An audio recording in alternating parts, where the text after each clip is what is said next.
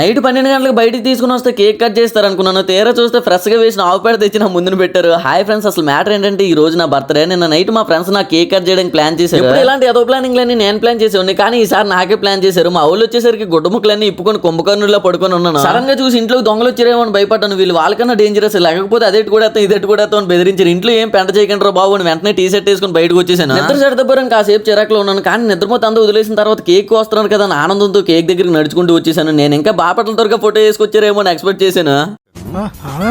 లోపల ఏమున్నదని ఎంతో ఆతృతగా మెల్లిగా బాక్స్ ఓపెన్ చేసి చూస్తే నిజంగానే పేడలాగా ఉండే కేక్ చేంజ్ చేసుకొచ్చేసారేమో. ఎంత రియాలిటీగా ఎవరు చేశారబ్బా అని అనుకునేసరికి స్మెల్ చూస్తే అర్థమైంది 100% స్వచ్ఛమైన ఆవు పేడ. ఇప్పుడు దీన్ని ఏం చేయాలరా అని అడిగితే కోసుకొని తినే అని అన్నారా. ఒకడేమో కొవ్వొత్తిలో లైటర్ పట్టుకుని ఉంటే ఇంకొకడేమో తొందరగా కట్ చేయరాదు, అసలే కూలింగ్ పోతుంది అని అంటున్నాడు. వీళ్ళు మాటకి నాకు ఏం చేయాలో అర్థం కాక అటు ఇటు బిత్తిరి సూపులు వేసుకుంటూ కాసేపు చూసాను. ఇంకా సేపు ఉంటే తినిపించేసేలా ఉన్నారని కిందకి తోసేసాను. ఎందుకు మన బర్త్డే సెలబ్రేషన్స్ ఎలా ఉన్నాయి కింద కామెంట్ చేసేయండి.